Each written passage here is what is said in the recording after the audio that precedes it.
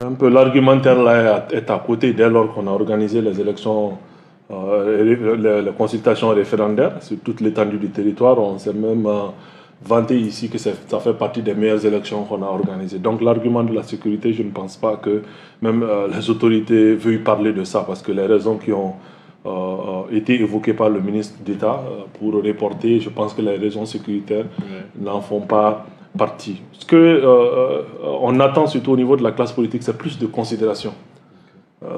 Si on vous dit depuis l'annonce de la date de léger report jusqu'à la date d'aujourd'hui, il n'y a pas eu de rencontre du cadre de concertation avec le ministre de l'administration territoriale. Ça veut dire qu'il n'y a pas de dialogue officiellement entre la classe politique et le ministre de l'administration territoriale. Alors que, bien évidemment, on a besoin de dialoguer, on a besoin d'être rassuré, on a besoin de nous dire où se trouve le blocage, on a besoin de nous dire où est-ce que nous en sommes par rapport au fichier électoral, où est-ce que nous en sommes par rapport aux réformes ou même aux lois qui doivent être prises ou même élaborées dans le cadre un peu de la nouvelle constitution. Tout ce travail est en train d'être fait. Je ne pense pas que la classe politique soit associée. On parle aujourd'hui de la charte des partis politiques qui, à la date d'aujourd'hui, n'est pas relie. Certains ont parlé un peu de cette relecture, mais nous n'en sommes pas au courant. Donc, le cadre de concertation avec le ministre de l'administration territoriale doit être un cadre formel et régulier. Ça ne doit pas être un cadre seulement quand le ministre a besoin des politiques pour passer des messages, mais ça doit être quand même un dialogue constant, cohérent, et cela permettra un peu de restaurer la confiance. Mais pour la date d'aujourd'hui, nous n'avons aucune lisibilité sur la date des élections. Nous ne savons pas quand est-ce qu'elles vont se tenir. Nous ne connaissons pas l'état d'avancement de cette préparation, ce qui est quand même pas très... je crois qu'à ce niveau, on peut faire mieux. Quand on va rentrer dans le cas spécifique de ce discours-là, moi j'ai vu un discours par endroits rassurant, par endroits inquiétant. Il y a certains éléments du discours qui peuvent rassurer, qui rentrent un peu dans la ligne de conduite de Yelema, de ce que Yelema demande depuis un bon bout de temps.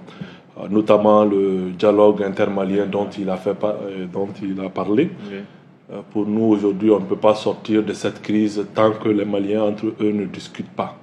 Entre eux, ils ne travaillent pas à avoir une paix durable et voir peut-être la possibilité même de relire l'accord. C'est quand même le sujet évoqué quand même suscite un peu d'espoir. On verra quel format va être donné dans les jours à venir.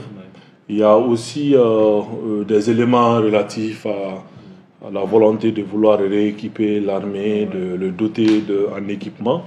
Ça aussi, c'est quand même un point positif qu'il faut signaler. Ça donne beaucoup d'espoir parce que nous avons besoin que notre armée soit réarmée, que sa capacité opérationnelle puisse s'améliorer. Ça, c'est des points positifs.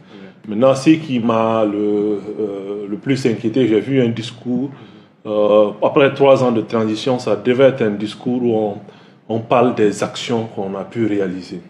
Quand on prend par exemple le secteur de l'énergie, les justifications données, c'est relatif surtout aux régimes passés qui n'ont pas su être visionnaires, qui n'ont pas pu mettre des mécanismes en place pour assurer quand même l'électricité au pays. Et là, il faut reconnaître que la transition est là, ça fait 3 ans. Normalement, s'il y a quand même des difficultés majeures en termes de vision des régimes passés, les 3 ans devraient trouver quand même que les actions ont permis de pouvoir stabiliser le problème. Alors que nous, quand on analyse réellement, le problème ne s'est pas stabilisé, le problème s'est aggravé. Aucun Malien ne peut le contester, c'est un fait qui convient de rappeler. Le deuxième élément qui pouvait être un élément qui rassure, parce que nous avons tous, y compris les autorités, parlé et dire à chaque fois qu'il faut qu'on sorte de la transition plus rapidement et qu'on sorte de la transition de la plus belle des manières. Et je pense que dans le discours à la nation du président, il n'y a pas eu de promesse ferme.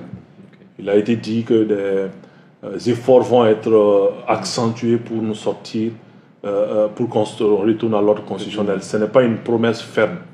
Surtout qu'il y a eu un léger report. Et ce léger report, on ne nous a pas encore donné de date. Donc c'était une opportunité pour moi de rassurer davantage tous les acteurs, pas seulement la classe politique, parce que l'élection n'est pas seulement l'affaire des classes politiques, c'est l'affaire des citoyens, c'est l'affaire des autorités, c'est l'affaire de tous. Nous rassurer et nous donner quand même une ligne de conduite et de donner quand même des horizons qui pourront nous permettre de dire qu'on va sortir pendant cette période de la transition. Mais là aussi...